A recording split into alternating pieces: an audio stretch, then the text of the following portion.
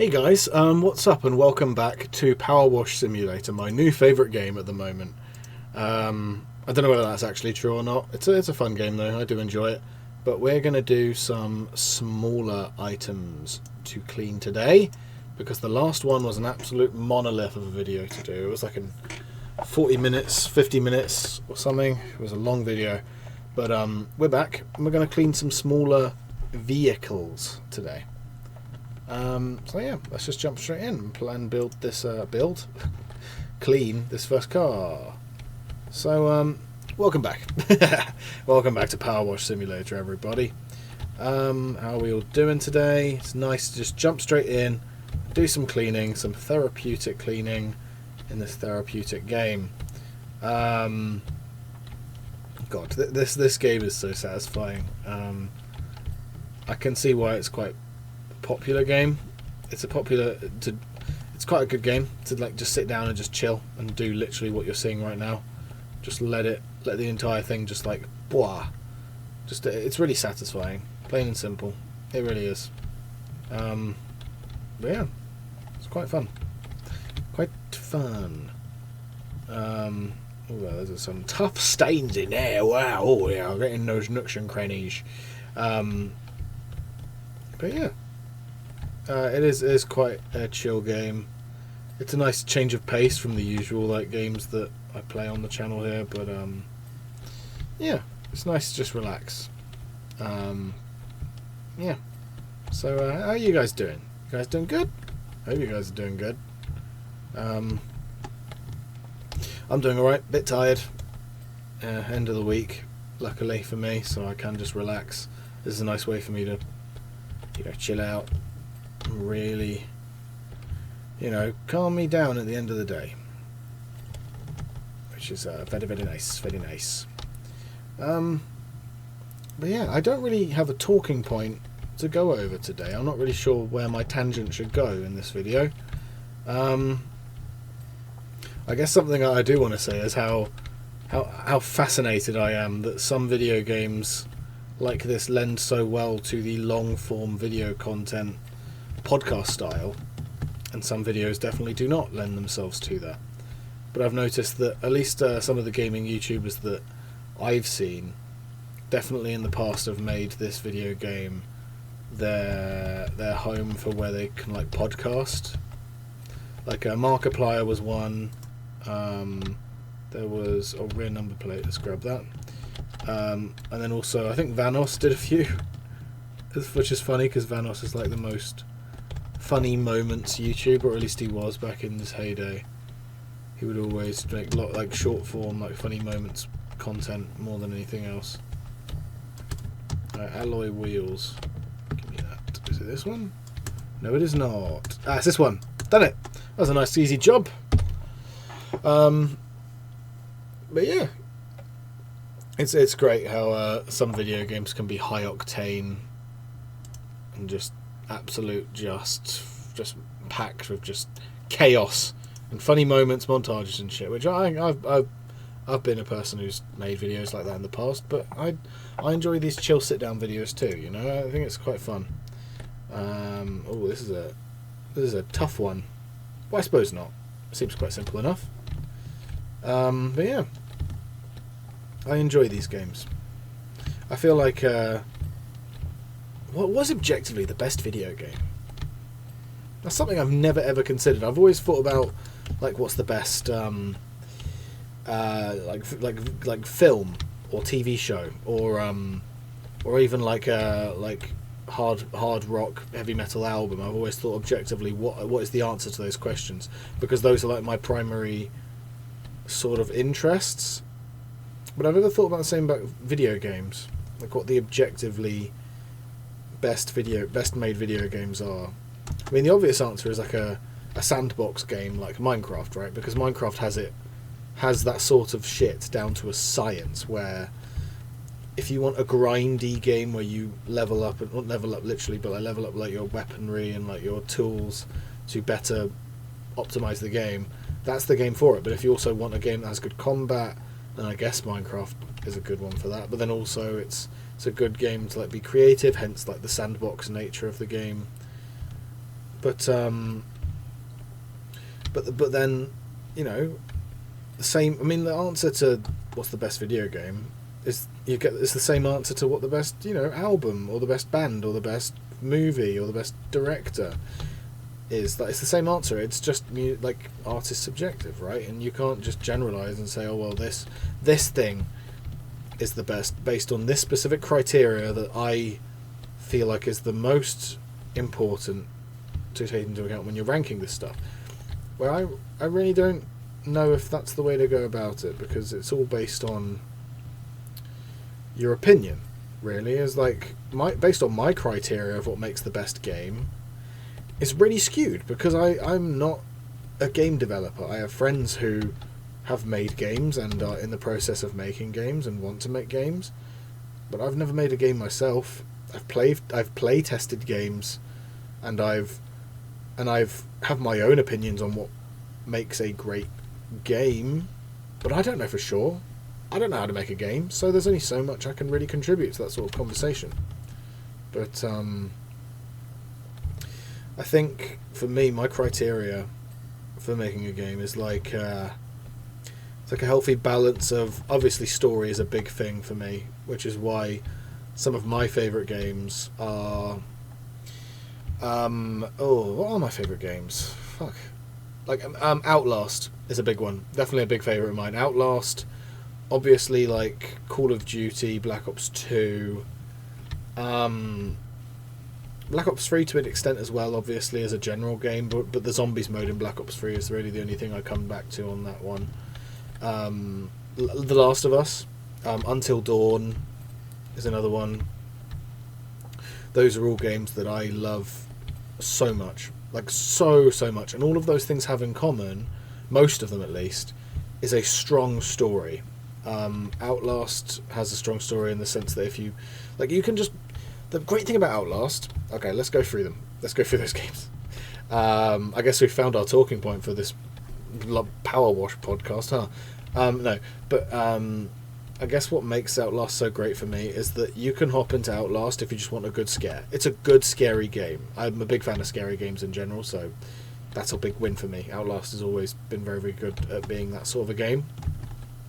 And you can just run in, play the game all the way through, and not pay an ounce of attention to the story of it, right? And yeah, that's a way you can definitely play if you're just there to get scared. And Outlast is a good game for that. But you can equally walk through the game and pick up fact files and notes and reports of the backstory of the asylum or the village or whatever. But yeah, you can learn about the history of the place you're at or the characters that you've come across and have tried to kill you in that game. You can play it any way you like. You can play it as obliviously as you can. You can just play it for the scares, or you can play it to figure out what the fuck is going on, or you can play it for a bit of both, which is what I like to do, because I love the scares of a good horror game, but I equally, you know, would like to, like, if it's a good story, then I'm invested. You know, I feel like there's a big, people often overlook the aspect of like a good story in a game, but I feel like that's quite an easy way, if you're a game developer, to get an initial sort of get the gamer's original like initial attention. Essentially, the initial hook is the story, like the setup, the opening minutes of the game, where it tells you who the main character is, what the main threat or obstacle is of the game, and then sets you off on your journey with that initial information of like, look, you're this character, and this character's doing this thing to grab this thing from this other obstacle which is in his way. Go, have fun. And then the rest of the game is, you can either learn more about what you were just told in the intro of the game, or you can choose to fucking forget all about the intro and just play the game for, if it's a well-designed game, you know, then you don't need to know the story, but it does help the enjoyment of it, because you appreciate the time and effort that went into the deeper layers of what the game is about, right? Beyond just the mechanics of the like combat, or the mechanics of like the branching story, if it's like a branching story choose your own adventure game, or if it's like sandbox or whatever, you know, like they're different There are different applications for it, regardless how you go about it, but just based on my limited knowledge, based on just a consumer of video games, which I am a consumer of video games. I've gone on record saying I'm not a gamer. I'm not even good at games. I enjoy games, and I make videos of me playing games, but I'm not a gamer. I'm not good at video games. I can't just grab a controller, hop into a random game I've never seen before, and suddenly get like and whip through the whole game because I don't pick up games fast. I like to really soak into the game and really see what it all has to offer. I can't just grab a controller and be like, oh, okay, let's play, I don't know, like, what's a game I haven't played that I need to... I mean, actually, let's just say Portal. Portal is a game that I picked up very, very slowly. Portal, I tried it on video. The entire series of me playing it for the first time is on my channel. It took me a little bit to pick up the actual mechanics of the game and how it all works and how it runs and shit. And it took me a bit to really pick up what it's about. And by the time I'd picked up the mechanics, I was also soaking in the story and what the inner workings of, you know, the plot is, you know, and why we're here in the game, what the deeper purpose is. It gets me invested, you know. So while I'm learning the game's mechanics and stuff, I'm equally learning how to actually fucking play the thing, right? So that's just how I do it. And it's not the way to do games, it's the way that I do. I feel like I get a deeper understanding of the game when I do that. But that's not how everyone plays games. Some people play games because, oh, it looks fun. Like playing Doom. Doom is a great game, but I don't know if there's that much plot to it. I might be completely oblivious and dead wrong there, but just based on my limited knowledge of Doom, there isn't too much. What you're in there to play, and I'm sure that's the main appeal of Doom, at least based on what I've seen, is that the main appeal of it is to just go in and rip zombies and demons apart. And that is a damn good way to hook, you know, the right audience in to play your game, as if it's something as straightforward as go in, kill some creepy looking monsters, boom, that's your objective, that's all, that's your story. But I might be wrong, there might be something deeper there that I'm not seeing, but I don't know. Maybe I'll play Doom properly at some point, like the newer games, like Doom Eternal or something. That might be fun. Could do that. But yeah. I feel like what was I originally talking about? Like, what the perfect game is? I don't know, but I feel like the applications for making a perfect game, at least based on my criteria of what I put value in a game, is a mixture of the mechanics and story, I guess. Yeah, story is something I do value a lot. Let me grab that. I think we're nearly done. Handles. Handles? Did I not get all the handles? I thought I did. I don't know. But yeah, my favourite games. Oh yeah, so Outlast, going back to what makes Outlast great. Well, I think I already said all of that, really. It's just that good story and amazing... Like, its main appeal is, oh, it's a horror game. You're playing it to be scared. That's the point of any horror game ever. And this sort of thing applies to like Resident Evil or whatever as well, like other horror games that I love. I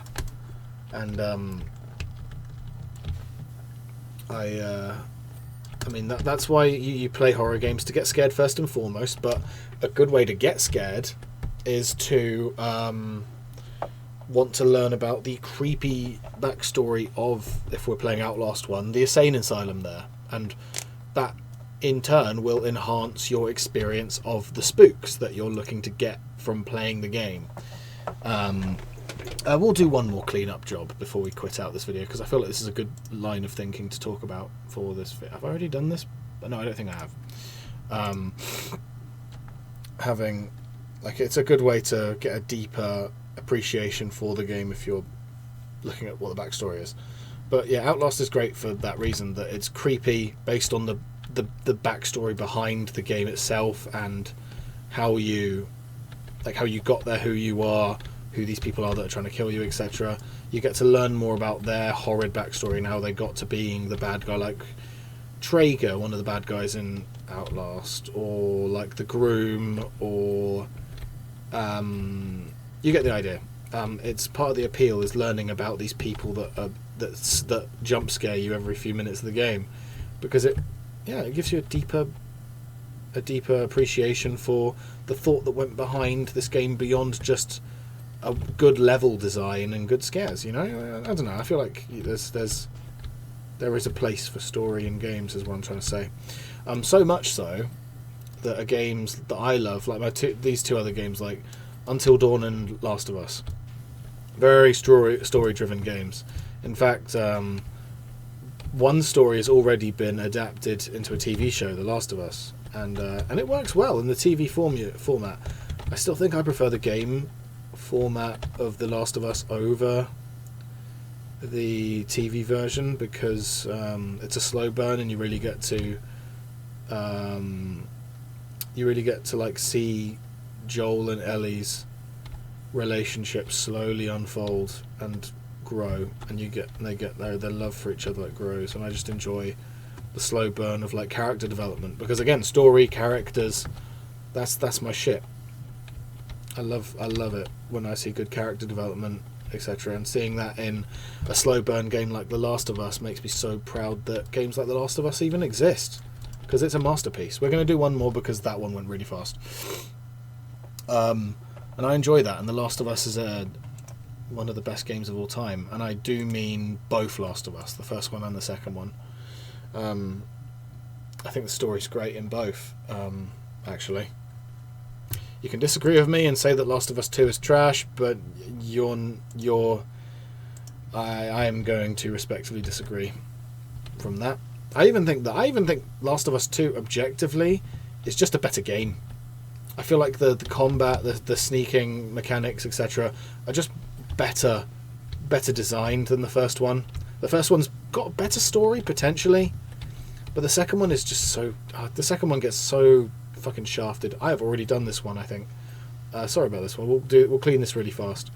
But yeah, we've already cleaned this one, I think, this buggy. So sorry about that. I completely didn't realise until I started cleaning it. But yeah, and then Until Dawn. I grew up loving the Telltale, The Walking Dead, choose your own adventure games, because I love story, and I love story that you can determine yourself where the story goes when you're playing it, and that was the main appeal of the Telltale games, and that's what the appeal was of Until Dawn, because it was your choice as to which characters lived and died and which ending you got in the Until Dawn. And all of the Dark Pictures anthology, because Dark Pictures anthology are the people that made Until Dawn, and then later made it's called they're not called Dark Pictures. What are they called? They're called Naughty Dog. No, Naughty Dog made Last of Us. I don't know who made the Dark Pictures anthology, because there was a company that made Until Dawn, as well as like The Quarry, Man of Medan, House of Ashes, etc. And I like all of those games to varying degrees, some more than others, but for the most part they're all well-made games in broad strokes. And I enjoy games that have let you choose the story, because story is one of the most important things in a game for me. But Until Dawn especially is good at holding suspense. It's what I like about Until Dawn is the exact opposite reason as to why I like games with good level design, because Until Dawn, you're not playing Until Dawn for good combat or good sort of level design or anything. You're playing it for the story, and you're playing it for the appeal that you get to determine how the story plays out, and you get to choose what ending, and you get essentially the only way you interact with the story is through like choices of like dialogue, ways that you get to control your characters where they go, and also quick time events, which, like I say, is not a very dynamic way to control your game. It's not a very it's not very engaging, captivating game style in some ways. But the story and the branching story is by far and away the main appeal of Until Dawn and all of its accompanying games of similar, standard.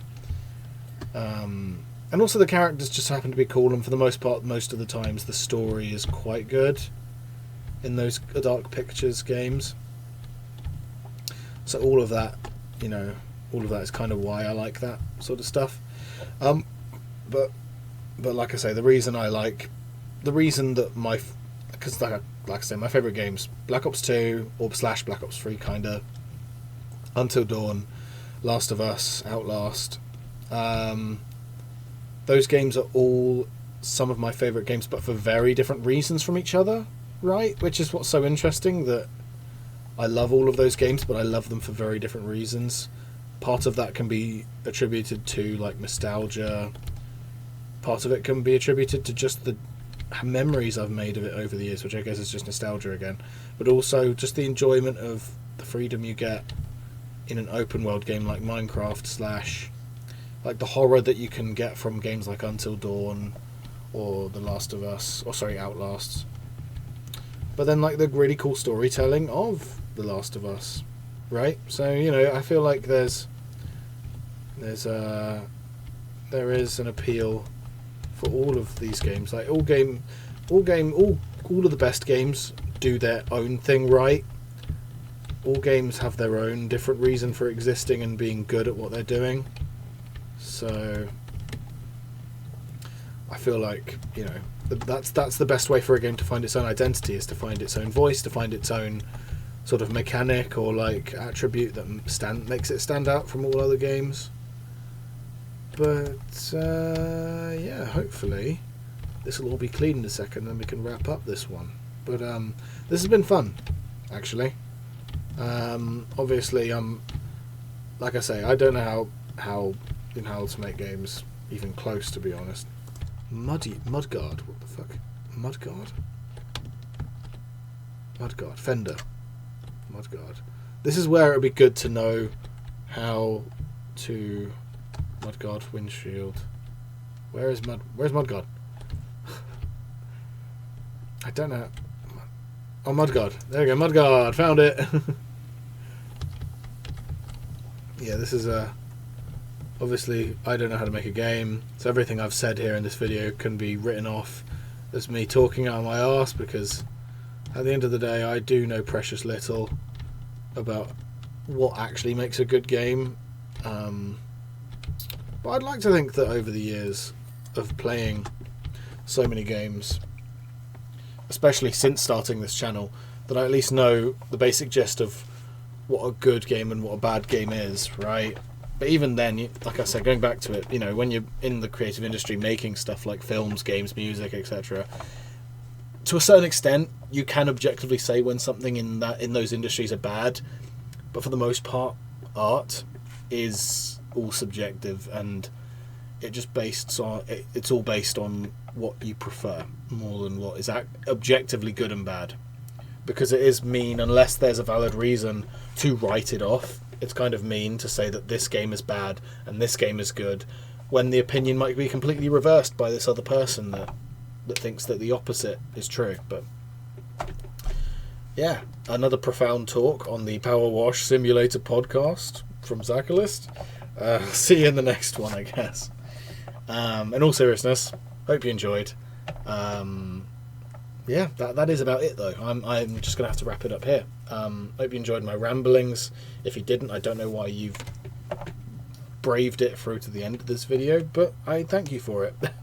Well, regardless if you enjoyed it or not, I guess. But yeah, that's it.